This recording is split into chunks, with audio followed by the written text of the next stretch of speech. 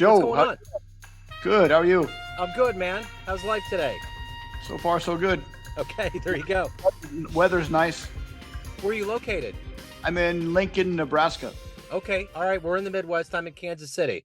Okay, okay. Yeah, the engineer for my jazz show has a show called The Neon Beat. It's the American Songbook, and he's Uh-huh. from Lincoln. He started on the radio Oh, there. yeah? Yeah, Okay, yeah. so he has a lot of good I've o- memories. I've only been here for about 3 years. I originally am from California. Okay, Then I spent about 15 years in Asia teaching English. When I came back from Asia to live in California, I found that it was far too expensive, so I decided to try out the Midwest, and Lincoln's where I landed. okay, cool, man. Well, we'll peel back the onion layers and get into all of that. And I want to begin our conversation with what we've lived through for the last 3.5 years with COVID. How did you get through the pandemic and how did it change you? I lucked out because I was in Japan, and then for the past 5 years in Japan, while I was there, I was kind of thinking to myself, this is going to be the last year. This is going to be the last year. And I finally came back and I got out just before it happened. And because while I was teaching English in Asia, I had been slowly building up a business online, I had enough sales to support myself without needing a traditional job.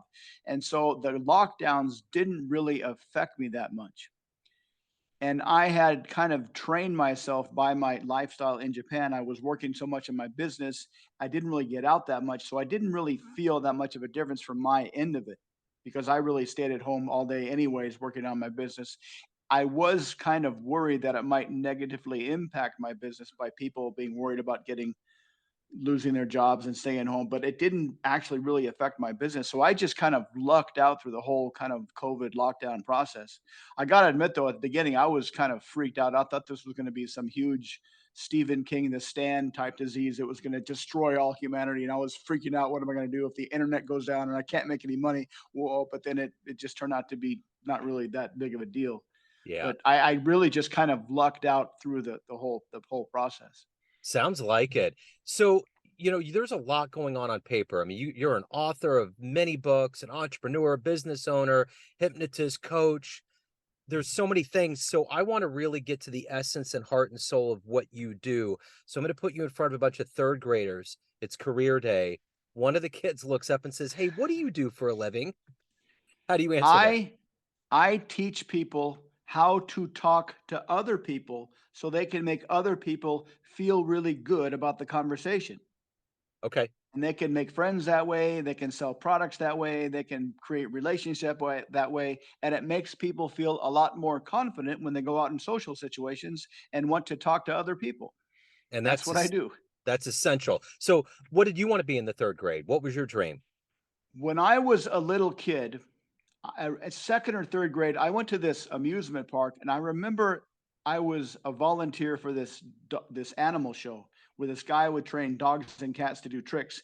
And I got pulled up on stage, and the dog sat next to me, and I was supposed to whisper something in the dog's ear, and the dog would go backstage to a woman's bedroom, grab an article of clothing, come back out. And so I whispered, "Get the bra, get the bra."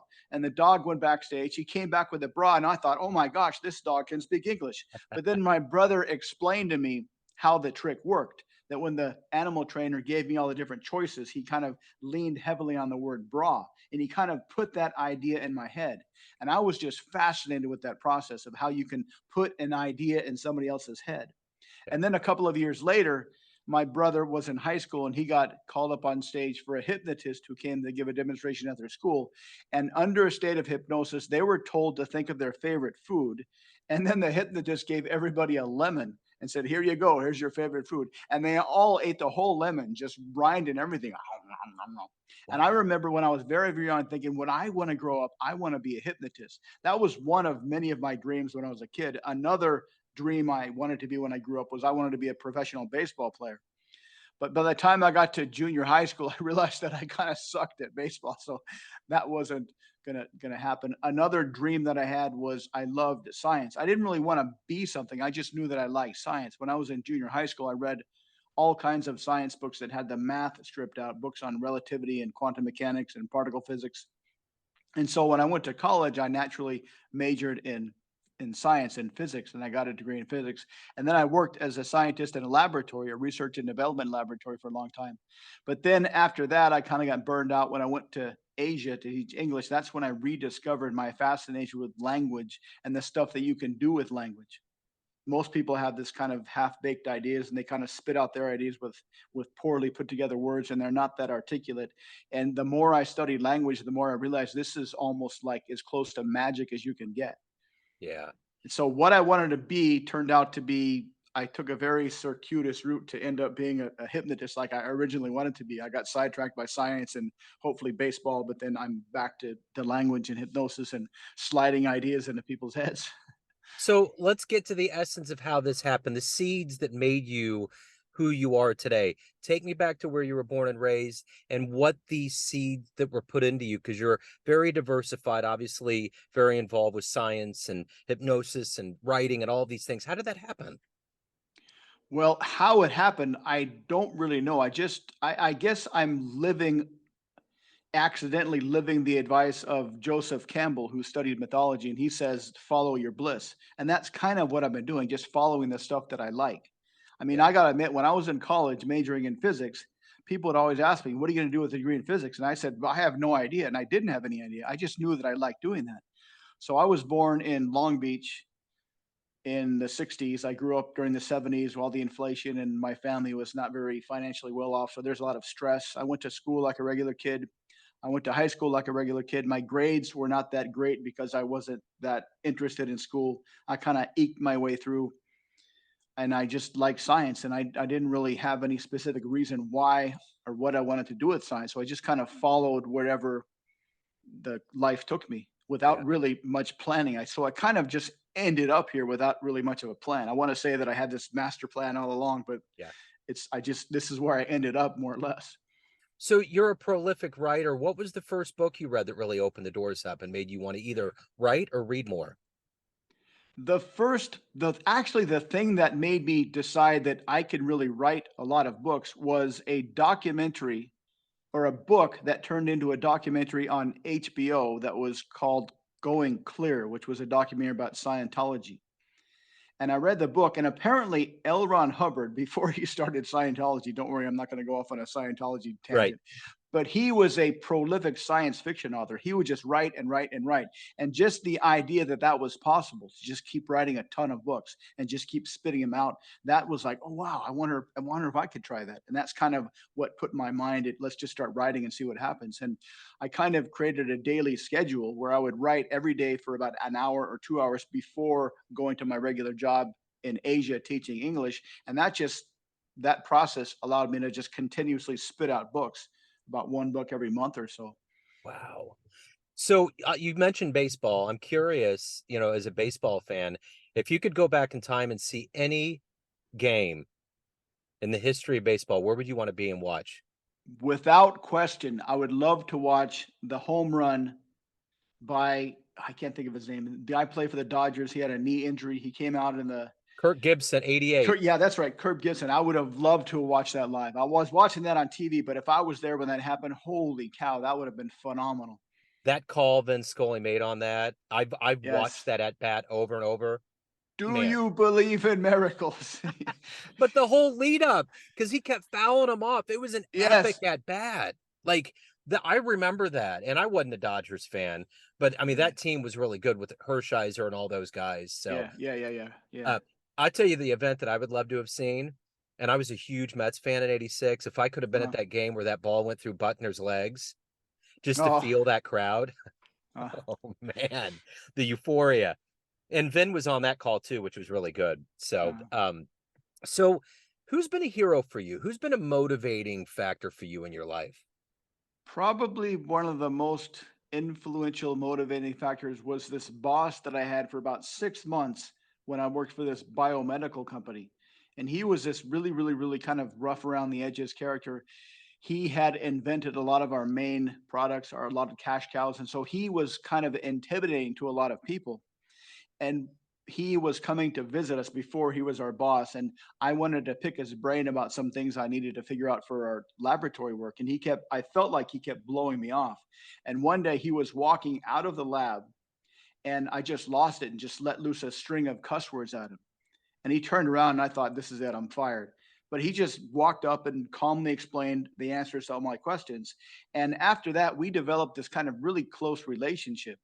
We were going through a really busy time at work. I had to come in on Saturday. He had to come in on Saturday. And we would meet like an hour before work at this Denny's nearby and just have breakfast and talk about stuff. And he taught me a lot about how the industry works, about how salespeople really work, about the marketing department and how they're really work, and how the regulation is always trying to control everything. And he really kind of unconsciously mentored me for about 6 months. And I would say he had probably the most influential effect on me, even though he was only my boss for about 6 months. And that was a fantastic time in my life because I felt like I was really being taken care of by this kind of giant of the industry. Does he know that? No, he doesn't. So you know what's interesting? It's like the hard-nosed coach. It's Yeah, when you stand up to them, because there's a part of them that wants that. Their ego needs right, that. And right. then they admire you, and then it Yeah, becomes a relationship. yeah. That's what happened. I was flabbergasted by how that turned around, and I didn't really notice how much he helped me until I started moving on to the future several years later. But he was really, really looking out for me in ways I didn't understand until much later. Yeah. So if you can meet anybody on the planet right now, anybody that's influential that you have admired, who would you love to meet and talk to? I would probably, oh, that's a tough one. There's a lot of political, economic commentators I'd like to meet, like maybe David Stockman. I've always been a fan of his. Yeah. Um,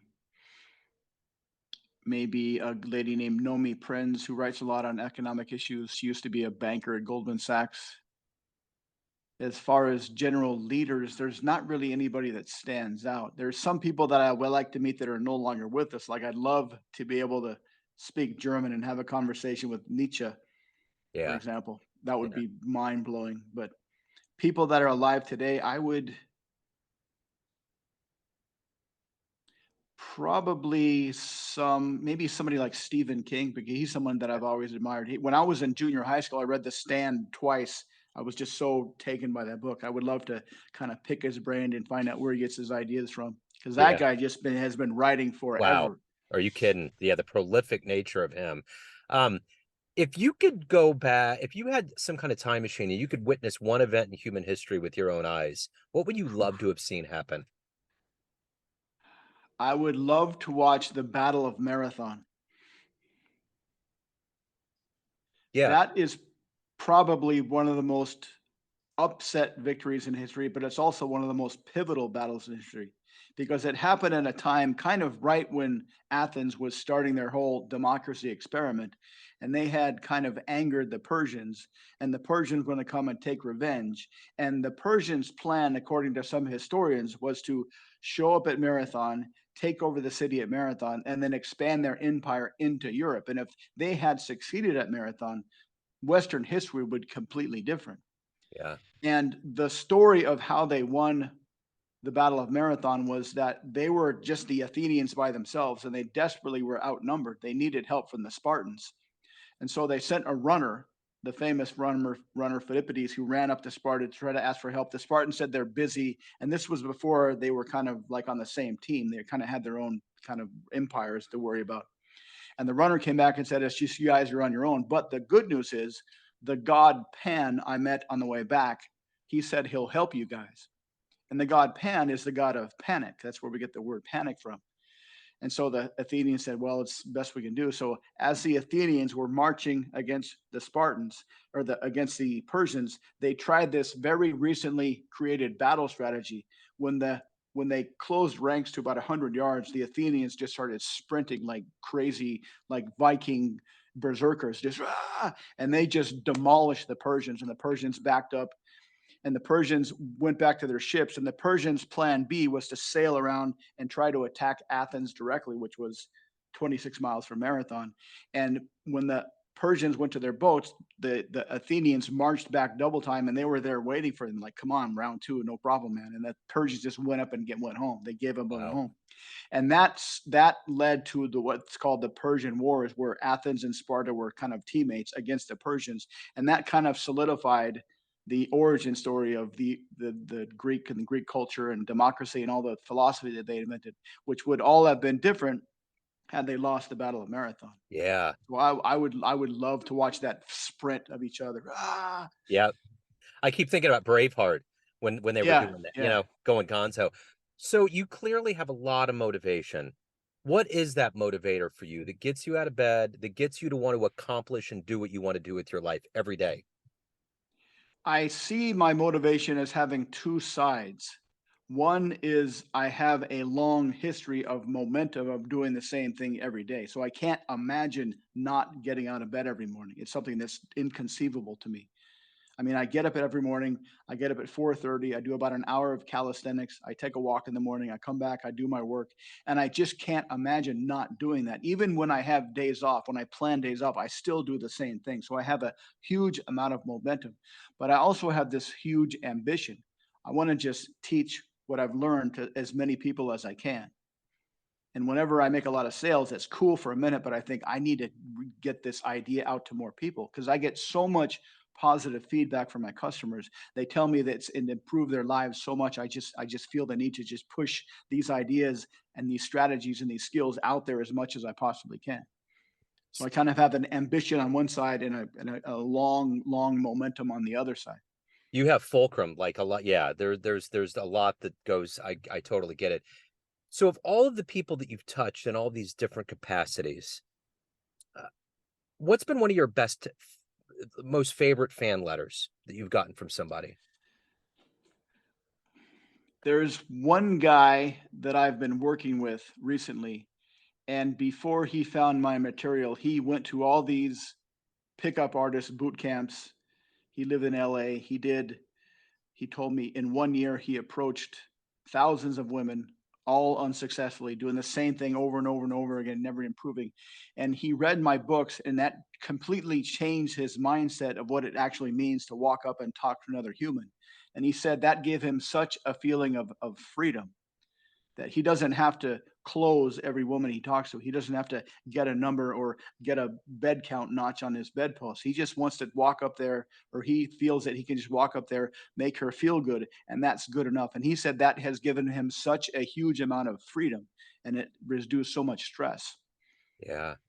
So let's say you have a dream tonight. You run into a 20-year-old version of yourself, and you could give that younger version of you a piece of advice based on the wisdom you've gained, the things you've overcome and accomplished in your life. What advice would you give your younger self? My younger self, I would say, don't drink so much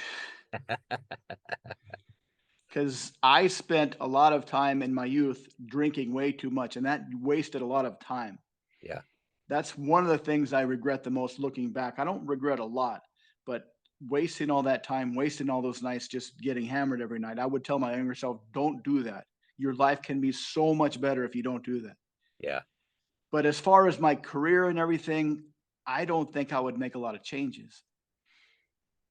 So of all the things that you've done in your life so far, what are you the proudest of? The proudest of is something I did way back when I was in high school. And this is something that I reflect on when I need motivation to go forward. I worked at a pizza shop with a guy, my boss, and he was a semi pro soccer player. And in high school, I had wrestled, I had run cross country, and I was a pole vaulter. And one day I was out jogging, and my boss saw me, and he called me later that night and said, "Hey, George, I didn't know you jog." Yeah, I jog. The Long Beach Marathon is this Sunday. Why don't you run it with me? I said, "Sure, no problem." I'm being a dumb high school kid. And the first 10 miles was fantastic. It was started off in Long Beach, and the streets were lined with people and cheering and everything. But once I got to mile 15, it really, really started to be painful. And there was this battle going on in my brain for the last 11 miles. Give up, don't give up, give up, don't give up. There's a part of Joseph Campbell's hero's journey structure where the hero has to go what he calls the belly of the whale, which is a metaphorical battle that the hero has to do with himself, with his inner demons. And I wrestled with that question for 11 painful miles. Quit, don't quit, quit, don't quit. If you quit, you can run it again next year. If you quit, all your friends will say you're an idiot. So I just sucked it up and I pushed myself through, as painful it was to finish in like 5 hours. But every single time I need motivation and I think I can't get through this, I remember that marathon and that thing is, yeah, you can get through this. Just suck it up, get over those inner demons, and just keep pushing forward. And so that's probably my proudest achievement. You know, when I was a cross country runner in high Yeah. school, and there was a guy that ran a marathon, and he was a younger runner. And we were like, how did it go? And he said the morning after, he went to the bathroom and sat down on the toilet and couldn't get up. He Yes, said, that's what happened to me. I had to work that. I was so dumb in high school. I figured I could run a marathon in the morning and then go to work as a pizza delivery driver that night. And I had to get out of the car and walk up and downstairs. Man, that was so painful. oh, I couldn't walk for a week. yeah. And as a runner, I totally get that. Like your body just, it has enough. It's like, I can't Yeah, do it, you yeah. know? Wow, that's a great story. So everyone out there has this idea of you. You have different incarnations, professionally and personally, family, friends, clients, colleagues, but you ultimately run the ego, id, and superego. What is your perception of you? Who do you think you are? I am someone who likes to see other people succeed. This is something I learned about myself when I was a teacher. When the beginning of class, I would teach English to these Japanese high school kids, and they would be super, super intimidated to come up on stage, and they'd be very shy, and they would have to do these skits, and they'd hold these papers close to their face and just read straight from. But by the end of the year, they would have transformed to be so outgoing, and I loved sitting in the back of the room and just watching that happen, knowing internally that I had a part in helping them to come outside of their comfort zone, and that just makes me feel really, really good. And no, I love hearing success stories from my customers. So I'm someone who really likes to see others do better than they think they can do. So, coming from California, coming from Japan, these very metropolis, mountains and oceans and all of these things, you come into Lincoln. Are you okay? Is it okay? Yeah, yeah. I got to say that I lived in Japan. I didn't really live in a big city. The city I lived in had about 400,000 people. And I rode my bicycle everywhere. I took public transportation everywhere. But in my old age, I'm kind of getting comfortable to not needing all that Yeah. excitement, city life kind of stuff. What do you like the best about living in Lincoln? It's the people are very friendly. They might be, I've heard that people have called them maybe superficially friendly, but I just like the kind of genuine politeness, kindness that people have. I do a lot of walking outside and people almost always say, "Hey, what's up?" when we pass by each other. That doesn't really happen in a lot of other cities. You know, it's interesting because I was working at a place we called Harvesters here, and my son's on the Mhm. spectrum. So I'm trying to keep him going during the winter. So we would go and we'd work on an assembly line. And I ran into a guy from LA this winter, and he was just like, I can't believe how nice you guys are, how you Yes, talk, yes, you approach us. yes, And it's yes. crazy because I'm just used to it. I've been lifelong here in Right. Kansas City, but a lot of people from the coasts and other places say, you guys just, you guys have this warm feel and it's really alluring to people when they come. Mhm, mhm. So that's a good thing. Yeah. I do though, when I travel, when I went to San Diego last summer, I went to Denver this summer. I just miss having contour and a big body of water and all of that. So it's hard, but Yeah, I yeah, guess that's the beauty of being here is that it's easy because you're in the middle of the country to just kind of splay out when you need yeah, to, yeah, definitely. So Very well, hey, logistically yeah, I convenient. mean, absolutely. George, this has been great. And before we get out of the digital door here, how can people get involved with your books, hire you, learn more about you, anything about your wide array of world? We got one web page that lists all of our stuff, mindpersuasion.com/start. Excellent. Mindpersuasion.com/start. It's all our stuff there, coaching, books, programs, anything you want to know. George, it's always so nice to run into somebody like you. I feel more comfortable on this planet with all the lunacy and delirium that we deal with. I love running into grounded cats like you. So thank you for your story. Thank you for opening up. Best of luck with everything. Thanks a lot, Joe. Thanks for having me. It was a great conversation. Absolutely was. Cheers.